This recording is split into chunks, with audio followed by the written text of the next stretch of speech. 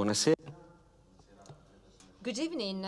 Good evening to all the people here in the hall and to all the people connected with us. My name is Fracasso, and I teach labor law at the University of Trento. This evening, we are as lucky as to have with us Branko MILANOVIC, who is a visiting professor at the Graduate Center, City University of New York, and senior scholar at the Stone Center on Socioeconomic Inequality. He also taught in other universities, and for almost 20 years, he was a chief economist in the World Bank's research department. And in 2018, given the intensive activity of research, he received the Leon Award. His research activity is very wide-ranging, but is very much focused on inequalities within the countries and also between the countries. And he's had an influence on public debate and on the activities of policymakers.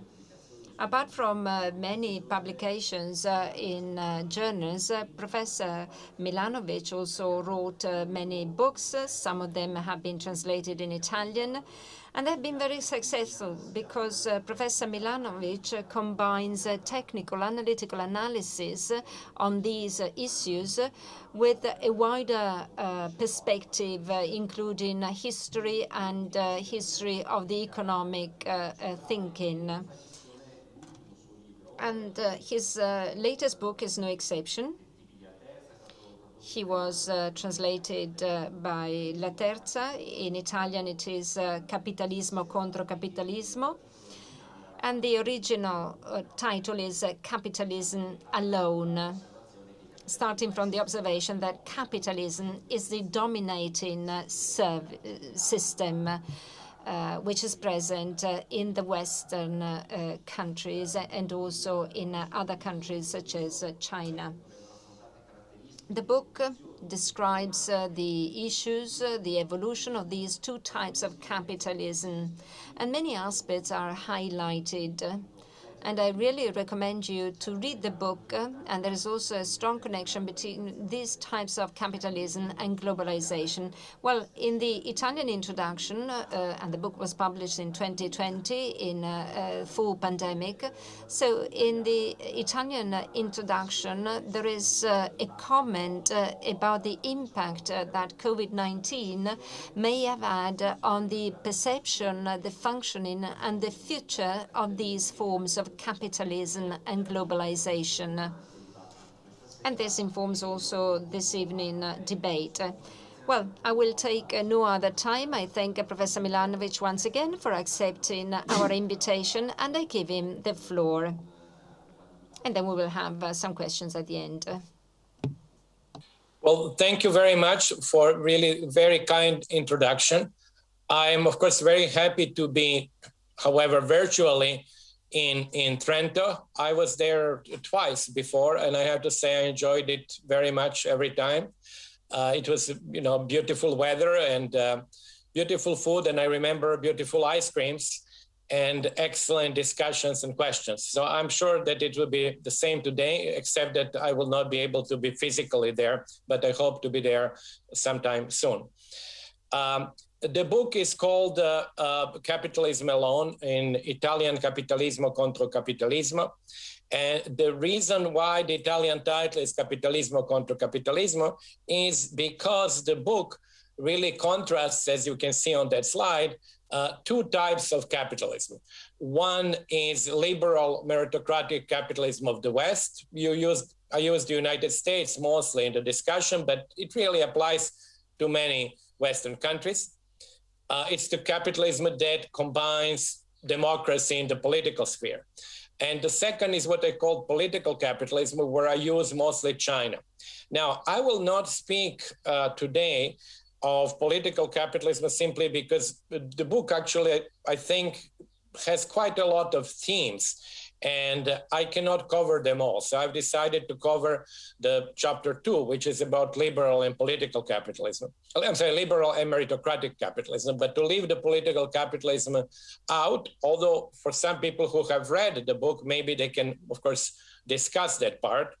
That part is fairly ambitious, I would say, because it really starts with an interpretation of what was the global historical role of communism in the 20th century. So it has much greater ambition than simply to describe today's China. Now, China is obviously the key exemplar of that, but it's not the only one. And then the last 2 chapters deal with interaction and of capitalism and globalization, and they address 4 things. First, the relationship between labor and capitalism, and there I talk about mostly about immigration. So it is really a big topic, and I think for maybe a different presentation, I would also like to talk about that as well. The second part in that chapter is about capitalism and movement of capital, where actually I talk mostly about global value chains, which, as you know now in the pandemic, have had quite a big role, and they were discussed a lot. Then I discussed globalization and the future of the welfare state. And finally, and I think a topic that needs to be discussed more and more, is the relationship between globalization of the world and simultaneous corruption of the world, which is not present only in some countries, but actually has really spread, I think, basically in different forms to the entire world. And then finally, in the last chapter, I talk about the future of global capitalism, about commodification of our ordinary life, about the fact that actually our objectives of money acquisition and wealth acquisition very much reflect the objectives of like capitalist enterprises in terms of maximization of profits. So in other words, I argue that our personal objectives and the objectives of the companies have been fully aligned, and that explains to some extent, well, actually maybe largely, why capitalism has become the only or the dominant mode of production. And of course, I also show in chapter 3 that by using Marxist definition of capitalism, really China is definitely a capitalist country because most of the production is done for profit, is done using privately owned means of production, it's done with hard labor, and it's done under decentralized coordination.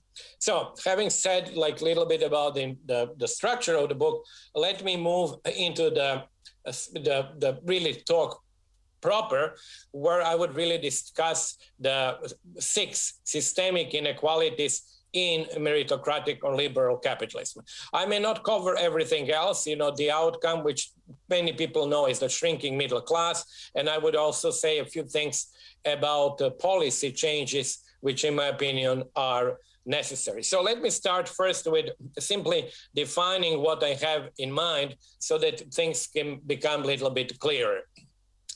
I would ask you to just think of capitalism of the 19th century that we see in works of David Ricardo or Karl Marx, or actually that we know from, novels or from stories that we have heard from our, grandparents or great-grandparents and so on. It was the world which was quite divided in terms of ownership of property, between those who own property, which you can call capitalists. There could be landlords because they would own land, and those who really did not own anything but their labor. So that world had really 2, I think, key characteristics which interest us now, and which we are going to contrast with today's world of capitalism. First of all, people tended to actually get most of their income from one or the other. In other words, if you were a capitalist, you would get most of your income from property. If you were a worker, you would get 100% probably of your income from labor. So there was a very sharp distinction that you would either get income from property or you would get income from selling your labor power. Second distinction was that essentially people who own property were rich and people who own labor were let's call it middle class or poor or whatever else, but they're not rich. So this is actually shown on this very simple graph. You have income on the horizontal axis, you have some distribution on the vertical axis. And what you notice here, that there is distribution and some differentiation in income among capitalists and among workers, but every capitalist is richer than every worker. So this is what I would call, in kind of a Weberian ideal typical model. I would call it classical capitalism. So it has these two features that I explained. Differently, I can see that I can describe the same classical capitalism by ranking people by their income level. So you start with people who are poor, who almost have no income. Income is on the vertical axis, and people are ranked from the poorest to the richest on the horizontal axis. And as you noticed, actually in the beginning, there are some very poor people, then actually incomes go up little by little, but they are all labor incomes. So there is a differentiation among labor incomes. Certainly, more skilled workers or members of some or liberal professions who did not have access to capital had much higher incomes than ordinary worker or ordinary peasant. But only at the very top of the income distribution do we have capital owners with capital income. So, you can draw the income distribution by essentially appending at the top people who receive most of their income from capital. That was in the past. So how does it look now? And that's actually my main point, to give you a very simplified idea of how today's capitalism has changed compared to the past. Let's suppose that labor incomes are very similar. Again, you have people who have low labor income, those who are middle labor income, and those with high labor income. But the question then becomes, do they have capital income? In the past, we assumed that actually people with labor income had zero in terms of property. Well, this was the case now, but only for people who are very poor, about like 30% to 35% of people in rich countries have only labor income. They have really no property income at all. But after that point, the property income, which I call capital income here, does appear. So that capital income could be, in most cases, is actually income from your ownership of housing, because that's an implicit capital income in the sense that if you own an apartment, you don't have to pay the rent. You are basically paying the rent to yourself because you're owning that property. But for the really rich people, and they come really at the top there, what you notice is that capital income becomes more important than labor income. This line, the blue line, becomes higher than the red line. So capital income becomes much more important, and most of that capital income is in the form of financial assets or income from the financial assets. So what you now can see here is the change compared to classical capitalism. First of all, the class structure is not as cut off, as so divided between owners and workers as it was, because in the past, because some workers now are actually having capital income. And then on the top, you notice that capital income still remains the major type of income for the people who are rich, but more of them have also now significant labor income. So this is something that I'll show you in the sort of current data from a number of countries. But let me then show you a sort of another possibility of what I call people's capitalism that you can say may exist in the future. Well, that capitalism would be such that everybody more or less would have labor and capital income. It doesn't mean that capitalism would actually mean equality of incomes, but it would mean equality in the composition of your income. So if you have twice as much of labor income as I, you might also have twice as much of capital income as I. So there will be no equality of income. But the types of income that we would have, capital and labor, and their shares in our overall income would be the same. So in other words, you would have in that situation, you would have capitalization of a society where the capital or property income would go pretty deeply down, even into the sort of lower middle classes, and even maybe among the poor, although it is really difficult to imagine now. So in other words, the split between capital and labor would disappear in the sense that there would be differences in income, but there would not be differences in the types of incomes that we are receiving.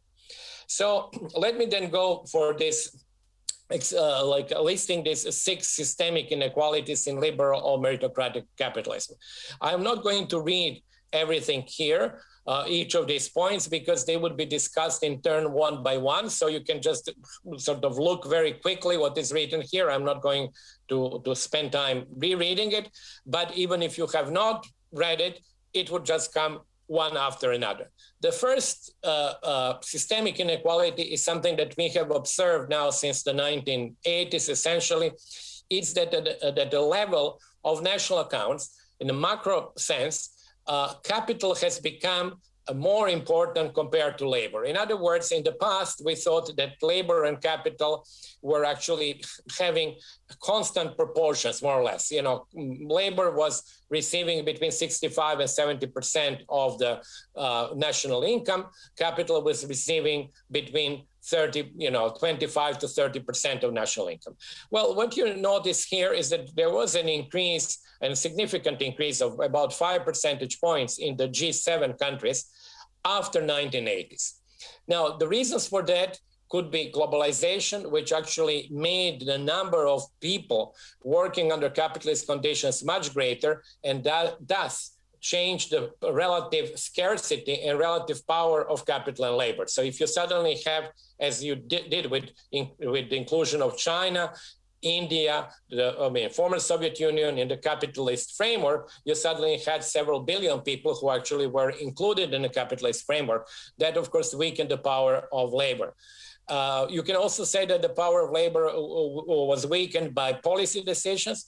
You can say that trade union density declined in most of the rich countries, which also led to an increase in the share of capital or the decline in the share of labor. Or you can also say that maybe it was driven in part by technological change that replaced some of the people by essentially machines or by capital. So this is a little bit like what Marx called the increased organic composition of capital, where actually you move toward substituting labor by capital, which of course also increases the capital share. So whatever it is, we have empirically this fact. Now, this fact is very important for the following reason. And that's actually what I was trying to explain in that small example before.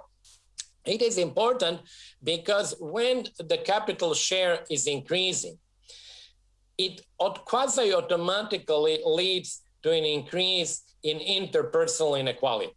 And the reason why it does so is because capital income is still predominantly received by the rich people. So we are not in the situation that we were in the 19th century, where it was entirely received by the rich people, but we are still in a situation where it's predominantly received by the rich people. So what you have then, and I think it's kind of very simple if you think of this to see it, if the source of income, which is capital, which is unequally distributed and mostly received by the people at the top, if that particular source is increasing in importance, then interpersonal inequality has to go up. Let me give you a counterfactual. Let's suppose that a source which is also concentrated, but is concentrated on the poor, becomes larger and larger.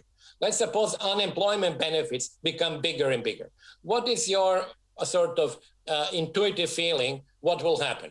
Well, if unemployment benefits double, very likely we are going to have a decline of inequality, because who is receiving unemployment benefits? People who are at the bottom of the income distribution. But if, or in the middle, but if capital goes up, then who is going to receive that income from financial capital? People who are at the top. So that's why we have, I think, this fundamental issue which links what is called the economics functional income distribution, which means distribution between capital and labor, to interpersonal income distribution. And now to sort of give a little bit of a preview for my next book, this is actually exactly the point that in my next book, I would look at how writers like Adam Smith, Kenne before him, Adam Smith, Ricardo, and Marx thought of income inequality, because for them, income inequality was really fundamentally functional income inequality between labor and capital, and how then that inequality would spill over into individual incomes. Actually, the first person who really thought of individual incomes, as many of you know, is, of course, an Italian economist, Wilfredo Pareto. So that was a big change in thinking between functional inequality before and personal inequality afterwards. So now, just to illustrate the fact that capital is much more unequally distributed, here is the Gini coefficient, which is a measure of inequality of distribution of a given source for capital, which is in blue, and labor income, which is in orange. Now, as you know, from the 1980s, in many countries, inequality increased, and also inequality in labor income, which means essentially in earnings, went up. So you see that in the case of UK and the United States, very clearly that orange line going up. But notice that always distribution of capital is more unequal. So that's what I was saying before. If you have an increase in the source of income, which is intrinsically unequal because and is received by the rich people, as you can see here with very high Gini, then you would have an increase in interpersonal income inequality. I would also like to mention here that if you think of this, you can also see in Piketty's book, the Capital in the 21st Century, why he was so much insistent about taxation of wealth. Because if you have an increasing share of capital year after year, the only way to actually stop that sort of influence on interpersonal income inequality is that you should tax capital. And I'm in favor, as you will see towards the end, more in favor of taxing inheritance, which actually would serve the same purpose. But you can either do one or the other, or you can do both. But the logic, I think, should be understood. It is not that you're simply taxing wealth just because you like to tax wealth. It is because you actually want to sort of stop that overflow from increased importance of property income into higher and higher income inequality.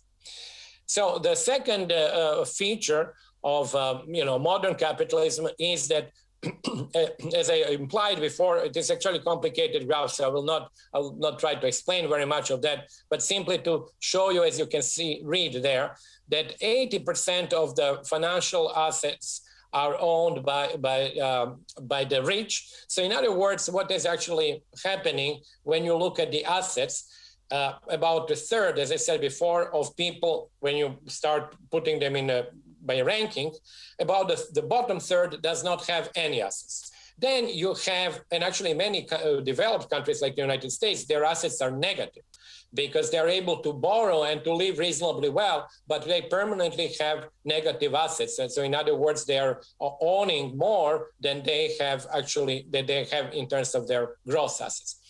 Then you have people who are from the 35th percentile to the 95th percentile. They have all their assets practically in housing. And only at the top 5%, you have people whose assets are financial assets predominantly. So what Ed Wolf in this book did, actually, he looked at the rates of return. And whenever the rate of return of financial assets was higher than the rate of return, which is essentially the appreciation of housing, then, of course, the rich people gain even more and the inequality went up. So this is a basic story, is that the financial assets, as you can see, for example, on this graph, is that the top US, 10% of the top US wealth holders own 93% of stocks and mutual funds. So when you really take the financial assets of a country like the United States, it is owned practically by 10% of the people.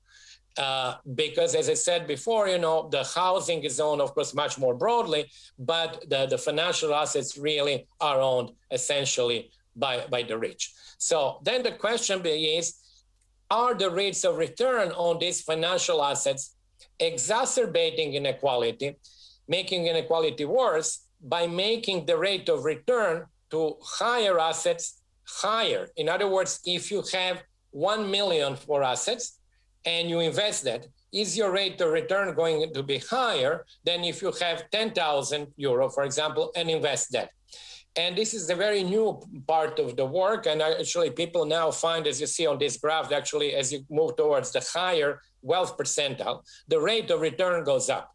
And the rate of return, we think, goes up because there are certain costs of accessing good advice, or, you know, there are some economies of scale, you can say, in investment, in the sense that if you have very little of wealth that you would like to invest, you are unlikely to get good advice, and you are unlikely to be able to invest in type of assets that would yield high returns, even adjusting for risk. But if you have 1 million, 2 or 10, you would, of course, have people who would help you quite a lot. I mean, we know that from practical, ordinary life, when you read about all these billionaires who have been actually able to invest at 10% per year for a long time, or people who actually had access to the best advice, or the fact that the endowments of American colleges, the higher the level of the endowment, the more financial wealth does the college have, the higher is the rate of return on that. So we do have here really another intrinsic feature which pushes towards higher inequality, is that actually rich people make more money per unit of money. So on each individual dollar is not equal. In other words, if I'm a rich guy and I invest that dollar, I'm going to make more money than on that same dollar as somebody from the middle class would make.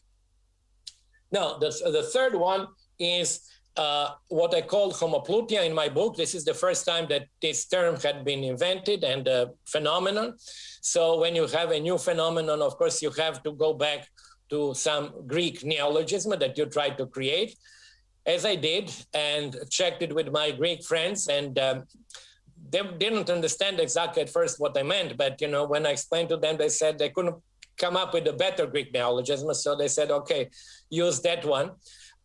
So this is homoploutia, what I call homoploutia. Homo means, of course, the same as, you know, plutia means wealth. So the idea here is that we observe empirically, and you see this on that graph, increasing proportion of people who are rich in the top decile by total income, but who are at the same time at the top decile by their labor income and by their capital income. I think this is something which is extremely important. I would repeat it again because it is something which is entirely new, and I think it is the phenomenon of homoploutia will be something that we would probably research, and it would probably have political implications. In other words, what you have now is that people are at the very top, and you can actually argue they represent a certain elite, are now rich both because they are very well educated and they have high paying jobs where they receive earnings or wages, and they have either inherited or saved sufficient amounts of money, so they become also among the top capitalists. So they may not be your usual capitalist in the form that Agnelli is a capitalist, but they could be capitalists in the sense that they have sufficient amounts to invest and to receive return from that. And as you notice that in the case of the United States, that number has gone up from 15% of the people at the top to 30% of the people at the top.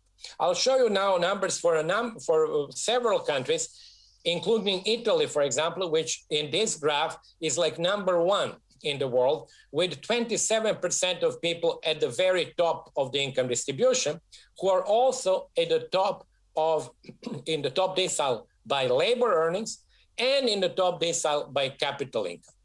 So what you have there, I think it's a very interesting phenomenon because it makes that group of people to a large extent independent or very robust or very resilient to whatever happens to their labor incomes or capital incomes. For example, if there is an unemployment, it's unlikely that they would get unemployed because they have really very, secure jobs. But let's suppose that some of them do, because some of them may be working in the, IT industries. They could be restructuring, so they lose their jobs.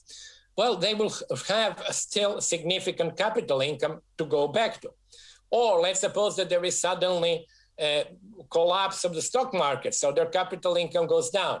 Well, they have jobs that are very well paying. So they are really very resilient to the cycles, economic cycles, and they, to some extent, represent that new class, which is very different from the classical capitalist class that I was mentioning or talking about in the beginning of the presentation. Now, you notice that countries that are less advanced, like Mexico and Brazil, are closer to classical capitalism because the number of people who share that characteristic of being rich, both in terms of labor income and capital income, is relatively small.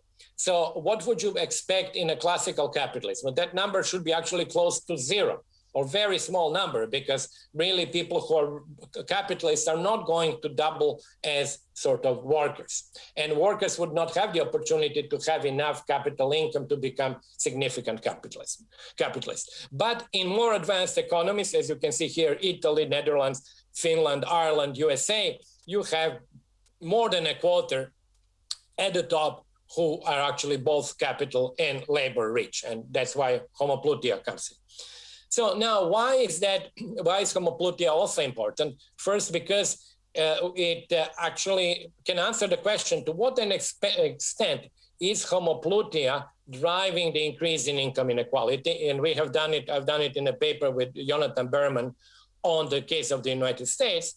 We can also ask, can homoploutia help us classify and understand various capitalisms?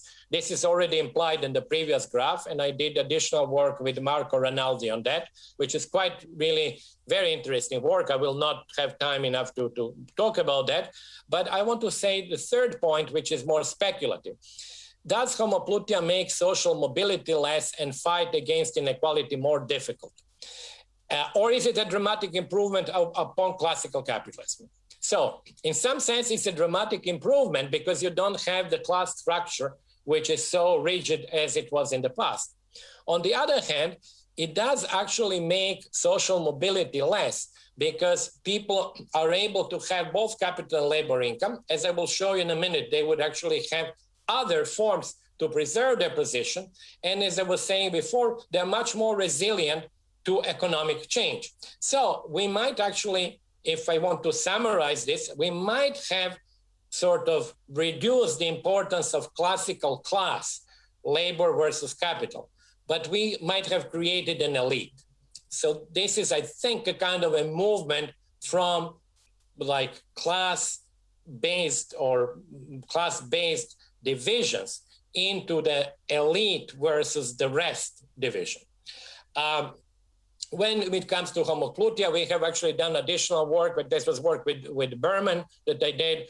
And you actually notice here the same story that in the US, like that the original graph, homoploutia went up. And then let me show you here, for example, we find that about 1/5 of the increase of US inequality between 1985 and 2020 is due to homoploutia. So it did have an impact which is actually higher than even the impact of the increase in the capital share. So that combination is really producing an effect. Now, I have to say that we don't know, because this is a new area and we don't have the data yet. We don't know, and I don't know, if this was due, homoploutia is due to the fact that people who have had rich parents, have inherited quite a lot of money, they went to very good schools, acquired education, and got high wages.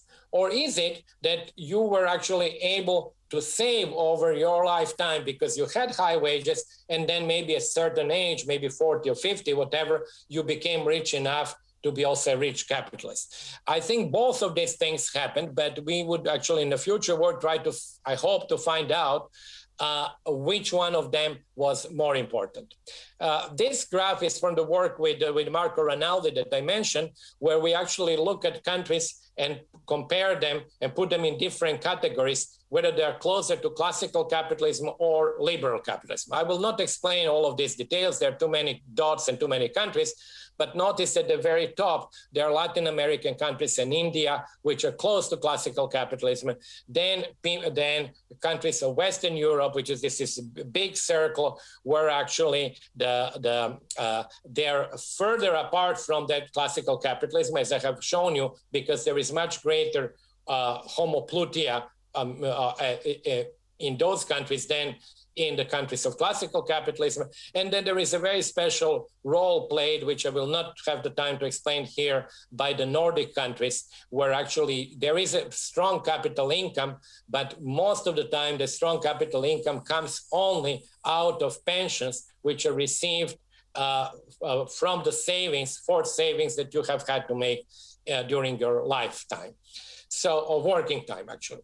So let me then go to the next issue, which I think many of you have already seen. It has been studied for many countries, including Italy. For example, there is a very nice study on Italy about assortative mating. The assortative mating, or again, to use a Greek word, homogamy, means essentially that much more now than in the past, men marry women, rich men marry rich women, or highly educated men marry highly educated women. So that also arithmetically increases inequality. Notice this is a good phenomenon in the sense that very often it's the result of greater participation of women in educational system and labor force. But arithmetically what it does, it exacerbates inequality. And this is important to realize, that even certain phenomena which are good socially might have consequences on interpersonal inequality that we might have to address. So this is the numbers from the United States. It looks, as you can see here, at the cohort of young men who are in the top wage distribution. In the 1970s, these men were equally likely to marry rich women or poor women. You know, the rich women are actually women from the also top of the decile by earning amongst women. That's the orange line. And the poorer women were women from the bottom decile by their earnings. As you notice here, the ratio went from 1 to 1, which is equal likelihood of marrying rich or poor, to 3 to 1, which is 3 times more likely that you would marry a woman who is in a richer category, in the rich category, than in the poor. Same story for women. When you now sort of turn around and look at the cohorts of young women who are at the top, you find them now 5 times as likely to marry rich men than to marry poor men. All of that by earning. So these are not rich men who are actually some large capitalists or billionaires. These are rich men who are in the top decile of wage earners.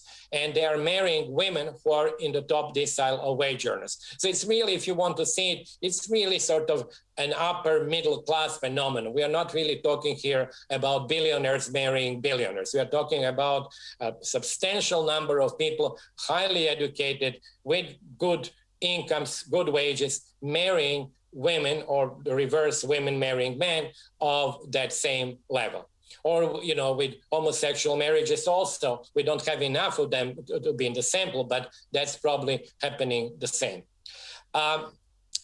So I will now wrap up the presentation, because I think my time is up, just by pointing to the fifth sort of systemic inequality, which comes from the work of political scientists, which shows, this is also a graph that is not easy to interpret, but let me just mention this upward sloping line simply indicates that the issues, social, economic, or political issues that matter to the rich are much more likely to be debated, to be taken into account by the political system. So that was based on surveys when you were asking people at different income levels, what are the main issues that you have? And of course, then you look at whether these issues are being represented in the policy making. And the upward sloping line tells you that the issues that matter to the rich, who are actually on the horizontal axis, are getting greater hearing by the political system. In other words, the political system is more sensitive to the issues of the rich than of the middle class and the poor. I actually think that this is a very important result, because empirically, this is something that we didn't know in the past. We thought it could be the case, but we see it now for the first time empirically. And finally, sixth point, which is important, is the use of education to reproduce social advantages. This is quite a famous graph that shows you in the US college attendance by parental income. You see that if your parental income is in the very top, then almost everybody goes to college. If your parental income, or actually your parents are at the median, which is number 50, you will have about 60% of chance of going to college. And moreover, then there is a link between the high returns to college education and high intergenerational correlation of income. Now, to make it simple, this big name intergenerational income correlation is simply indicator of social mobility. So in other words, the higher is the intergenerational income correlation, the lower is social mobility. In other words, what we see here is the following, and that's a very important point with which I will actually conclude my talk, is that the rich people are able, especially in the United States where many colleges are private, are able to send their children to very expensive colleges, which by the fact that they're expensive, rule out competition from all these kids and parents who cannot afford to pay $50,000 or $60,000 or $70,000 per year for education. And not only that, to pay for that throughout the lifetime, because it really starts from the very beginning, that kind of a discrimination between the rich and the not so rich. And then they, of course, produce graduates that are able to get extremely high wages, high incomes. And that sort of ties the whole system in the way that you have people who have high capital and labor income, people who then intermarry each other, rich to rich, people who then control the political process through what we have just seen before, and people who are able to send their children to school, which gives them a sort of a cachet of meritocracy or deserved result, and who thereby maintain that advantage over generations. So the last point here is actually that I have to, and I think we have to think seriously about the possibilities of lower social mobility in the future and the creation of a quote-unquote meritocratic upper class, people who would actually feel that they deserve what they have, because they actually, we know that they do work quite a lot. They work oftentimes 60 or 70 hours a week. And they are also high wage earners, large capitalists because have lots of income from property, and they are able to do best for their children, which is understandable, but they are also thereby making ability for social mobility for the others much less. So these would be the issues that I discussed in the book regarding liberal meritocratic capitalism. Somewhat similar is my discussion of China, where we do have some of the issues like very strong correlation between parental income and access to the top education, rising share of capital in total income, and connection in China as well, although under different guise, connection between political power and economic power. Because what we see, I think, in both systems is that political and economic power tend to go together, or at least the holders of economic power in the West try to really convert that economic power into political power, and by controlling political power, reassure their future economic power and wealth. So I will stop here, and thank you very much for your attention. And I'm sorry if I went a few minutes over my allotment. Grazie. Grazie, professor Milanovic, per questa... Thank you so much, Professor Milanovic, for this analysis of inequalities and analysis of wealth. So if there are questions, please come over to the microphone. And please wear your masks always.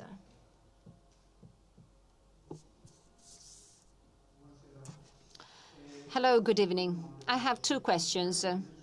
In your book, you explain the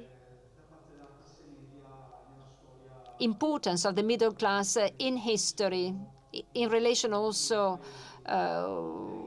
to differences which exist in the society. And you make a sort of a comparison between Western countries and poorer countries. And the middle class in Western countries has promoted a liberal democracy, while the lack of a middle class in countries such as China or African countries, well, communism there has had a more positive impact.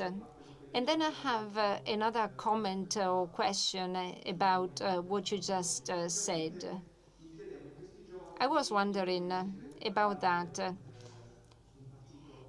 A political party leader in Italy once again spoke about inheritance tax, but he was not very successful.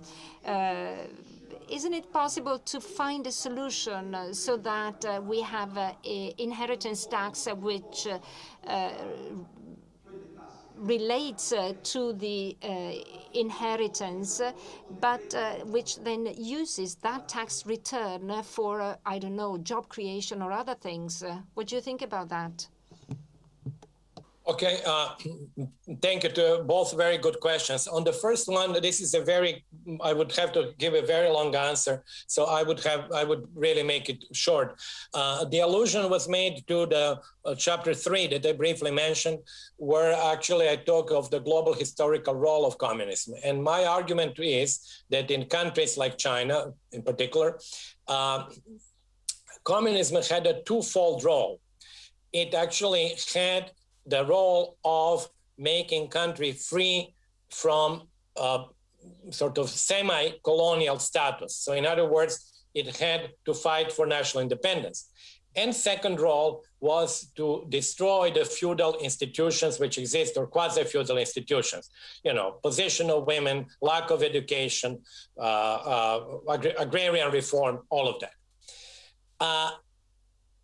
That's the difference, and that's actually why my argument was with sort of what I called in typical Marxism a Western path of development. The difference with Western countries, where the first role, which was the role of national liberation, did not exist because countries were not, colonies. And then I think that the argument goes is that role that the left-wing parties and communist parties did in countries like China opened the way to development of capitalism today. So it is a reversal in terms of timing, if you will, from the standard Marxist classification. In this case, you have really communist revolutions that are indispensable for the creation of a domestic capitalism regime or system.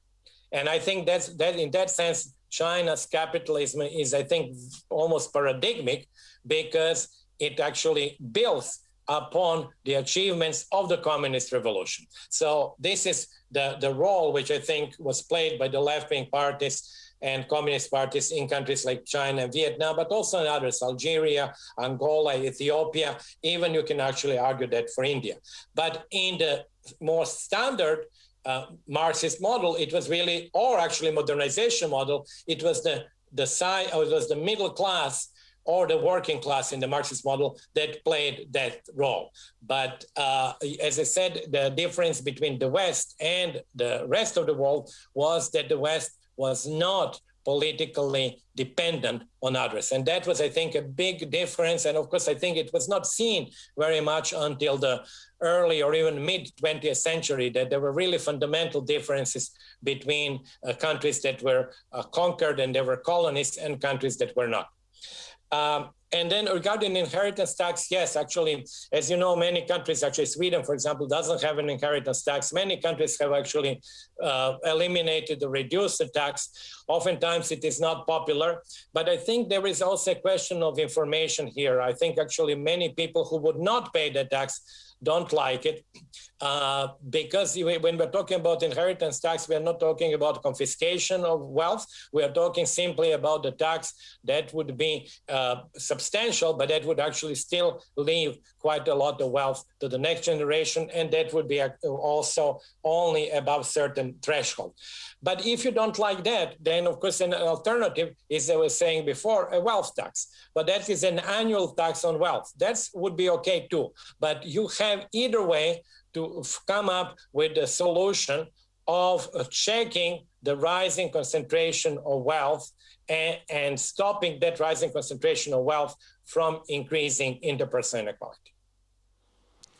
Grazie. Ci sono altre domande qui in sala? Thank you very much. Any other question from the floor? Yes, there is another question because we only have a maximum of 10 minutes. Can I ask the question in English? So the gentleman is going to ask in English. Debate in place.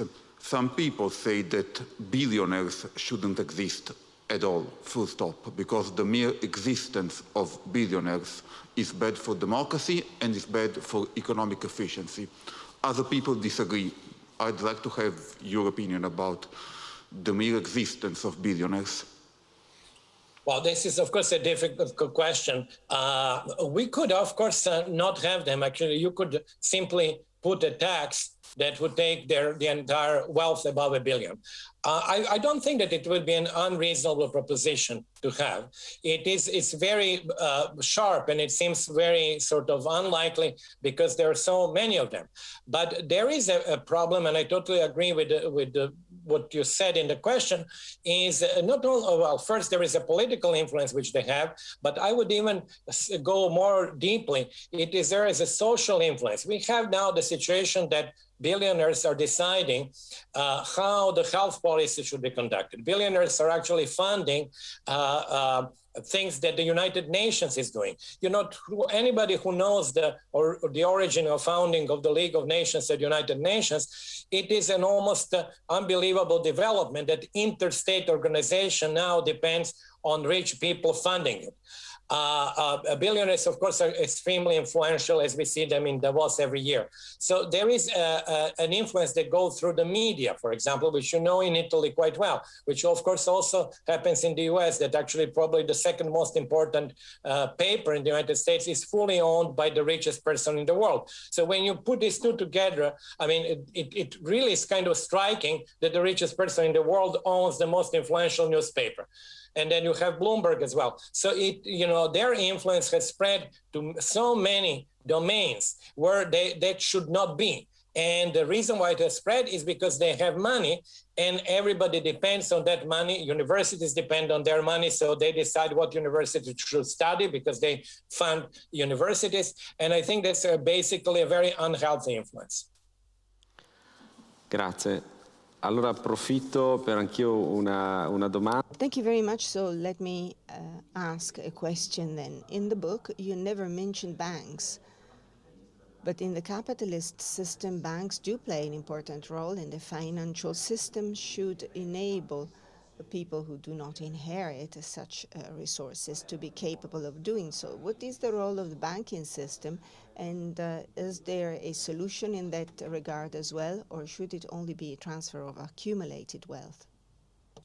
You know, I mean, this is a good question. There are many things that I don't mention in the book because the organization of the book was really something that, of course, plays to my strengths, which is essentially work on income inequality. So my book is geared toward showing, as I did today here, the systemic features that increase inequality or affect inequality, to put it more broadly, in political capitalism and in liberal capitalism.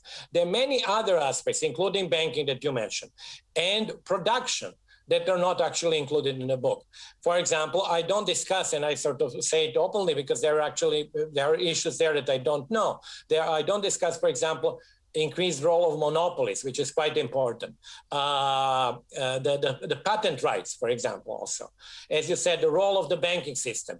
That, of course, would really make the book much sort of greater. I mean, more volume. There would be like 3 times the size that it is now, and it would go into the areas that I know much less. So I really was, my objective here was to focus on inequality, transmission of inequality across generation, elite formation, and a combination of political and economic power in the two systems. La mia osservazione era legata a questo concetto di mobilità sociale che evidentemente neanche il sistema finanziario. I was talking about social mobility that is not helped by the financial system either. So it seems that the G7 countries have come to an agreement that they will submit to the G20 and in the end to the OECD concerning taxation, business taxation or minimum tax on business income or corporate income. What about corporate tax? System and social mobility. I have to say that I'm fairly skeptical about that. There were like lots of work like 20 years ago, which argued that the deeper is the financial system, the greater is the ability of the financial system to, for example, fund your education, to actually give you loans without collateral. And basically the idea is that you would solve income inequality through the financial system. There were many papers about that. I think that the crisis in 2007, 2008 has really put to rest that idea. The US has a very deep financial system, and it has actually most deeply crashed. And it really was, it is really essentially an idea that you would be able to solve inequality and to increase social mobility. I have to say by tricks, by sort of lending against zero collateral, and that somehow people would, of course, then later be earning money and they would be repaying that money. But it really didn't work.